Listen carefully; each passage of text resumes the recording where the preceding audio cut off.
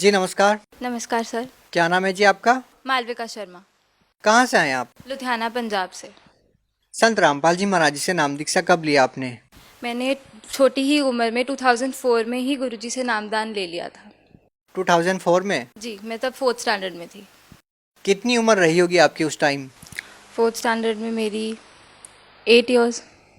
8 साल की उम्र में ही आपने संत रामपाल जी महाराज जी से नाम दीक्षा ले ली? जी, तभी से नामदान लिया हुआ। तब से लेकर अब तक आपका अनुभव क्या रहा है संत रामपाल जी महाराज जी को लेकर के? क्योंकि इस दौरान उनके ऊपर काफ़ी आरोप भी लगे हैं और उनकी जो फॉलोअर्स की संख्या है वो लगातार बढ़ती जा रही है। तो आपका जो अनुभव है इस बीच में वो क्या है? देखिए, सबसे पहली बात जो हम कहते हैं बेसिक्स ऑफ स्पिरिचुअलिटी, वो हमें संत रामपाल जी महाराज जी ने ही बताए हैं। जैसे सब लोग बोलते हैं गॉड इज़ वन, और उसके बाद हमें हजारों नाम बता दिए भगवान के। राम जी भगवान है, कृष्ण जी भगवान है, शिव जी भगवान है, ब्रह्मा जी भगवान है। तो ये गॉड इज़ वन का तो कोई मतलब ही नहीं बना। तो परमात्मा ने हमें, संत रामपाल जी महाराज जी ने हमें ग्रंथों में से दिखा दिया, सारे ग्रंथों की, सारे रिलीजन्स की होली बुक्स उठाई परमात्मा ने। बाइबल उठाई, कुरान उठाई, गीता जी उठाई, सब में उठा के निचोड़ निकाल के दे दिया कि वो भगवान कौन है और उनका नाम क्या है। देखिए, आपने कहा कि आपकी उम्र 8 साल रही होगी जब आपने संत रामपाल जी महाराज जी से नाम दीक्षा ली। उस समय तो आपको ये समझ नहीं आया होगा कि भगवान एक है और दूसरे जो संत है वो अलग अलग बता रहे हैं। तो आप जुड़े कैसे रहे? सर, मैं आपको ये चीज़ बताना चाहूँगी कि छोटे से ही ना, जब से मुझे बोलना आया होगा, तब से मैं अपने पापा से एक क्वेश्चन पूछती थी कि पापा, हम यहाँ पर क्यों आए हैं और क्यों यहाँ पर डेथ हो जाती है। क्योंकि मेरे घर में परमात्मा की दया से कभी कुछ बुरा नहीं हुआ, बट मैंने डेथ होती देखी दूसरों के घरों में। तो मेरे दिमाग में एक क्वेश्चन बचपन से ही आता था कि पापा प्लीज़ बता दो कि ये मरने के बाद आत्मा कहाँ जाती है। तो उनके पास कोई आंसर नहीं होता था, क्योंकि उन्होंने आसाराम बापू जी से नामदान लिया हुआ था। तो वो कहते थे कि मुझे तो इस चीज़ का आंसर बिल्कुल भी नहीं पता। तो जैसे ही गुरुजी का ज्ञान सुना, स्टार्टिंग में ही तो गुरुजी ने क्रिएशन ऑफ नेचर बता दिया, जिसमें गुरुजी ने बताया कि आत्मा आती कहाँ से है और हम मरने के बाद कहाँ चले जाएंगे और हमारे साथ क्या क्या बीतता है उसके बाद। तो मुझे जब ये क्वेश्चन का आंसर मिला, मुझे तभी पता चल गया था कि यही परमात्मा है और ये भगवान ही आए हुए हैं, ये कोई गुरु नहीं है, ये भगवान आए हुए हैं सीधा। तो अब इतने लाखों की तादाद में एक व्यक्ति कैसे ये निर्णय करेगा कि कौन संत सही है और कौन संत सही नहीं है? देखिए, हर चीज़ का ना जो निचोड़ होता है, वो हम किसी कॉन्स्टिट्यूशन को लेकर चलें तो जैसे अब इंडिया की कॉन्स्टिट्यूशन है, अगर उसको फॉलो नहीं करोगे, लॉ को फॉलो नहीं करोगे, जेल में पटक दिया जाएगा आपको। इसी प्रकार से जो हमारी होली बुक्स है, वो स्पिरिचुअलिटी का जो बेस है उसी में है। तो हमारी स्पिरिचुअल बुक्स में जो लिखा है वो संत हमें फॉलो करेंगे, अगर हम उन संत को, तो ही हम पार हो सकते हैं। और गीता जी में साफ साफ लिखा हुआ है कि तत्वदर्शी संत वो हैं जो उल्टे लटके हुए संसार रूपी वृक्ष को जड़ से लेकर टहनी तक भाग सहित बता देंगे। और वो आज तक सिर्फ ही बंदी छोड़ सदगुरु रामपाल जी महाराज जी ने ही किया है। देखिए, आप एजुकेटेड हैं, शिक्षित हैं। आपसे एक बात पूछना चाहेंगे। आपने कहा कि संत रामपाल जी महाराज वेदों के अनुसार भक्ति बताते हैं, बाकी और कोई संत नहीं बताते। देखिए, लाखों करोड़ की तादाद में ऐसे फॉलोअर्स हैं जो किसी अन्य संत से जुड़े हुए हैं। क्या आपको लगता है कि आज तक किसी भी संत ने वेदों के अनुसार साधना नहीं बताई और केवल संत रामपाल जी महाराज ने ही बताई है? जी बिल्कुल, किसी ने भी वेदों के अनुसार भक्ति नहीं बताई। गुरुजी एक एक लाइन को ना उंगली लगाकर बता रहे हैं कि बच्चों देख लो, ये लिखा हुआ है और हम कर क्या रहे हैं। ये आप कैसे कह सकते हैं? इस बात का निर्णय कैसे हो कि कोई जो दूसरे संत हैं कि वो शास्त्रों के अनुसार भक्ति नहीं बता रहे? कैसे लोग निर्णय करें? सर, आपने बहुत ही अच्छा क्वेश्चन किया कि हम किस तरीके से निर्णय करें कि सही संत कौन है और कौन सही भक्ति बता रहा है। तो पहला पॉइंट मैं आपको बोलना चाहूँगी कि बाकी जो गुरु हैं वो सब बोलते हैं कि परमात्मा निराकार है, बल्कि हमारी होली बुक साफ साफ बोलती हैं कि परमात्मा साकार है। बाइबल में लिखा हुआ है, प्रभु ने मनुष्य को अपना ही स्वरूप दिया। तो ये फैक्ट रीइंस्टेट हो रहा है कि परमात्मा तो साकार ही है। बाइबल में एक और चीज़ लिखी हुई है, in the beginning was the word and the word was with God and the word was God। तो शब्द रूप में परमात्मा है और परमात्मा साकार ही है। तो सबसे बड़ी चीज़ तो ये है कि God is in form, God is not formless, जो कि बाकी सब संत बोलते हैं। दूसरी चीज़ जो है कि पाप कर्म कट सकते हैं कि नहीं कट सकते। जितने भी पंडितों के पास, जितने भी गुरुओं के पास आप चले जाओगे, वो पहले तो आपको पाखंडवाद बताएंगे बाकी कि ये कर लो वो कर लो। जब उससे आपको लाभ नहीं मिलेगा, लास्ट में वो बोल देते हैं पाप कर्म तो आपको काटना ही पड़ेगा, जो कि बिल्कुल भी सही नहीं है। गीता जी में साफ साफ लिखा हुआ है कि परमात्मा की शक्ति इतनी ज़्यादा है कि वो किसी भी पाप को, किसी भी लेवल का पाप हो, वो काट सकते हैं और आपकी उम्र तक एक्सटेंड हो सकती है। तो दूसरी चीज़ ये है कि पाप कर्म कट सकते हैं, ऐसा कुछ नहीं है कि पाप कर्म दंड कट नहीं सकता। तीसरी चीज़, व्रत करवाते हैं वो लोग बाकी सबसे, तो व्रत करना साफ साफ मना किया हुआ है हमारी होली बुक्स में, क्योंकि अगर व्रत करने से मुक्ति होती तो जब अकाल पड़ता है, किसी के पास कुछ भी खाने को नहीं होता, तो वो भी तो व्रत ही हुआ, तो तब इतने ज़्यादा लोग क्यों मर जाते हैं। चौथी चीज़ ये कि एक तरफ तो बाकी सब संत बोलते हैं कि गंगा जी में अगर आप डुबकी लगाओगे तो आपके पाप कर्म नष्ट हो जाएंगे, और दूसरी तरफ आप बोलते हो कि पाप कर्म दंड नष्ट नहीं होते, तो ये कॉन्ट्राडिक्टरी चीज़ें हो चुकी। और इनका सोल्यूशन सिर्फ ये है कि सही परमात्मा की भक्ति करो, एक वही वे है कि आपको सैल्वेशन अटेन हो जाएगी और इस जन्म मरण के चक्कर से हम बच पाएंगे। देखिए, इसके बाद भी सबसे बड़ा सवाल ये उठता है कि यदि हम शास्त्रों के अनुसार भक्ति कर भी लेते हैं, उसके बाद भी एक मनुष्य को, एक व्यक्ति को शारीरिक लाभ, आध्यात्मिक लाभ, भौतिक लाभ की जरूरत पड़ती है। हम आपसे ये जानना चाहेंगे कि संत रामपाल जी महाराज जी से नाम दीक्षा लेने के बाद आपको क्या लाभ मिले। तो मुझे इतने ज़्यादा लाभ मिले हैं कि अगर मैं आपको बताने चलूँ तो मैं कभी एंड कर ही नहीं सकती, क्योंकि पल पल में लाभ होते हैं। तो फर्स्ट लाभ मैं आपको बताऊंगी, सबसे बड़ा तो आध्यात्मिक लाभ भी है कि वो पाथ मिल गया जिस पे हम चलेंगे तो हमें सैल्वेशन अटेन होगा ही होगा। ये जो जन्म मरण का चक्कर है जिसमें हम युगों युगों से फंसे हुए हैं, इससे हम पार हो जाएंगे। दूसरा लाभ जो मिला वो है 2012 में मेरा बहुत ही भयंकर एक्सीडेंट हुआ था और मेरा ब्रेन भी बाहर आ गया था और मेरे फेस के 3 पार्ट्स हो चुके थे। अब वो तो मैं आपको दिखा नहीं सकती, पर ये हाथ एक प्रूफ है कि मेरा तब बहुत घटिया एक्सीडेंट हुआ था और मेरा फ्रैक्चर, मेरी पूरी हड्डी टूट चुकी थी हाथ। कौन सा हॉस्पिटल में आपने दिखाया। डीएमसी हॉस्पिटल में दिखाया था लुधियाना में, और वहाँ के जो टॉप 3 डॉक्टर्स हैं उनकी टीम ने मुझे ऑपरेट किया था। 8 आवर्स प्लस मेरी सर्जरी चली थी और 80 प्लस स्टिचेस मेरे सर पर हैं।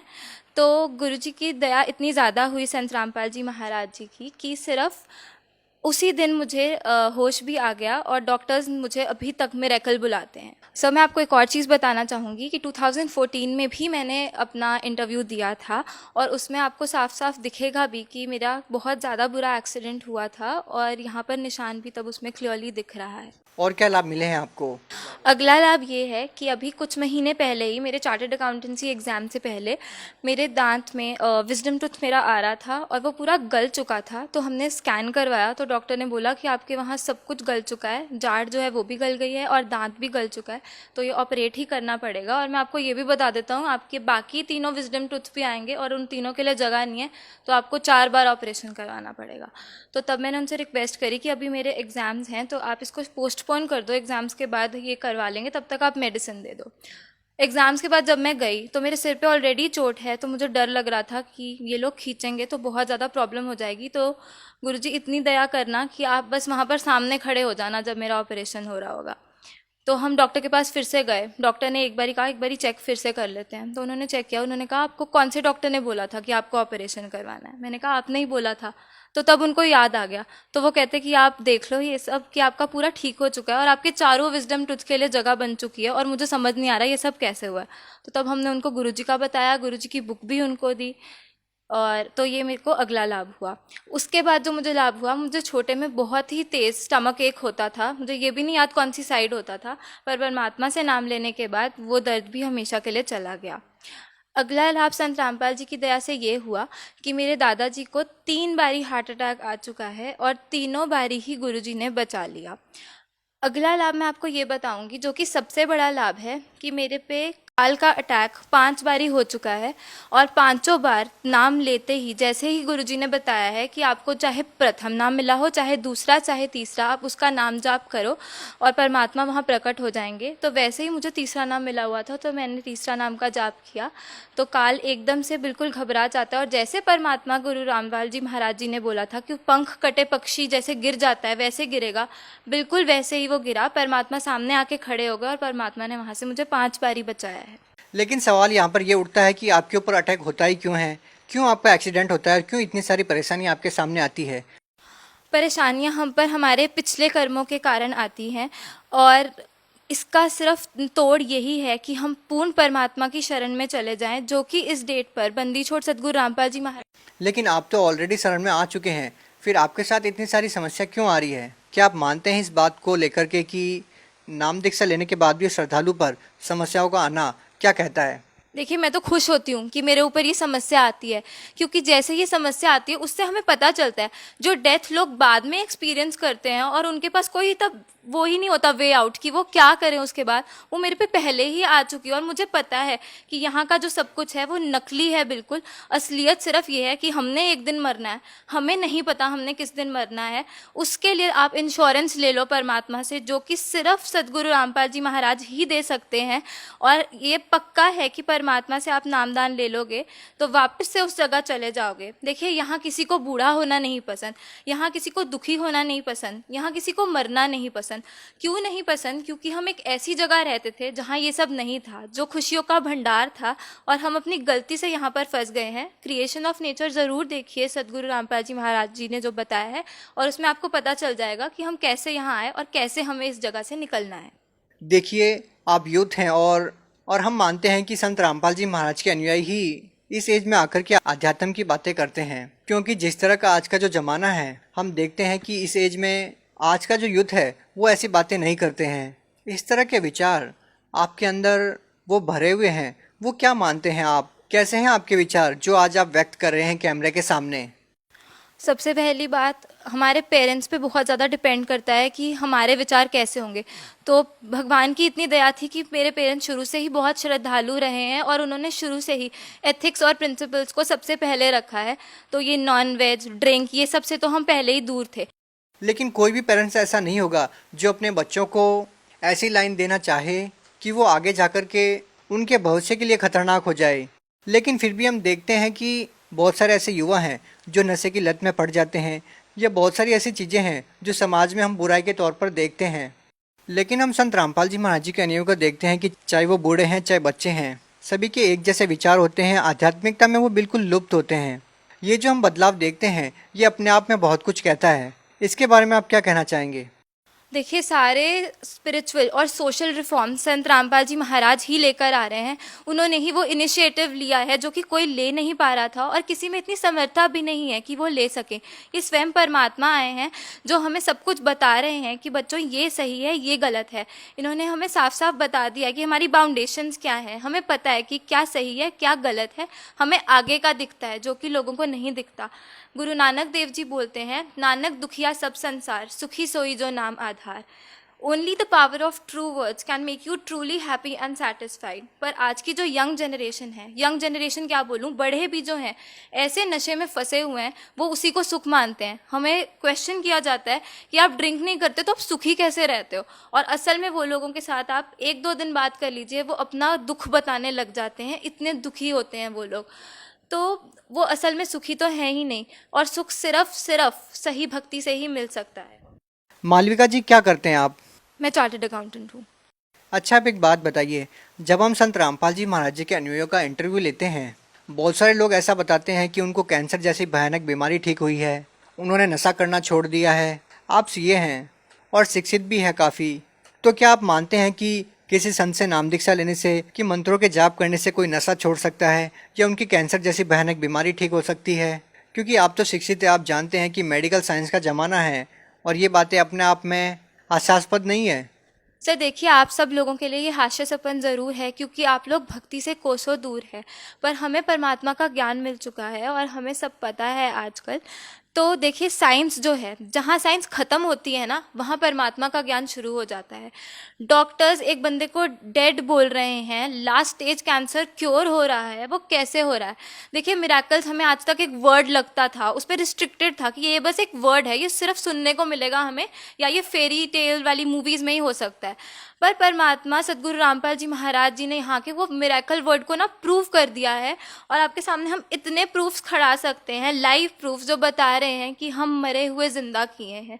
तो साइंस मेरा ख्याल कुछ भी नहीं है। वो साइंस भी किसकी दी हुई है? वो भगवान की ही दी हुई है। तो साइंस से आगे है स्पिरिचुअलिटी, जो हम सोच भी नहीं सकते, और ये मैनमेड तो कुछ भी नहीं है, सब परमात्मा का दिया हुआ है। जो आजकल बन चुका फ़ोन के थ्रू हम क्या क्या नहीं कर सकते, वो सब परमात्मा की ही देन है। आप भगत समाज को क्या संदेश देना चाहेंगे? सबसे पहले मैं आपके कैमरे के माध्यम से एक चीज़ बोलना चाहूँगी कि बंदी छोड़ सद्गुरु रामपाल जी महाराज जी ने एक मुहिम छेड़ दी है। जो डाउरी ने इतनी लड़कियों को मार के जला दिया है, इतनी लड़कियों के साथ बुरा हो रहा है, वो परमात्मा ने बिल्कुल ही ख़त्म कर दिया है। सद्गुरु रामपाल जी महाराज जी के जो भी शिष्य हैं वो डाउरी फ्री मैरिजेस करते हैं।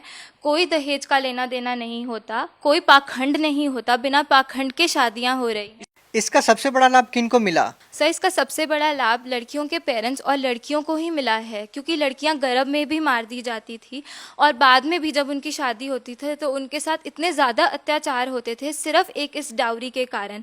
तो परमात्मा ने वो बिल्कुल ही हटा दिया है। आध्यात्मिकता के साथ साथ में जो सामाजिक स्तर पर सद्गुरु रामपाल जी महाराज जी ने मुहिम छेड़ दी है, आने वाली पीढ़ियाँ उसका बहुत ज़्यादा धन्यवाद करेंगी, क्योंकि ये किसी आम आदमी के बस की बात नहीं है, ये स्वयं परमात्मा ही करवा सकते। भगत समाज को क्या संदेश देना चाहते हैं? भगत समाज से मेरी यही रिक्वेस्ट है कि मानुष जन्म दुर्लभ है, ये मिले ना बारंबार। जैसे तरवर से पत्ता टूट गिरे वो बहर ना लगता डार। ये एक ही बार हमें ह्यूमन लाइफ मिलती है। ह्यूमन लाइफ आपको मिल भी गई, पता नहीं वो तत्वदर्शी संत आए होंगे कि नहीं आए होंगे। ये गोल्डन एरा है जो एस्ट्रोलॉजर्स ने ऑलरेडी प्रिडिक्ट किया हुआ है, जिसमें लाखों के तौर पर भक्त पार होंगे। तो अपनी एक भी सेकंड को ना वेस्ट करते हुए परमात्मा की सद्गुरु रामपाल जी महाराज जी की शरण में आए और अपनी ज़िंदगी को सफल बनाएं। जी धन्यवाद। सत साहिब।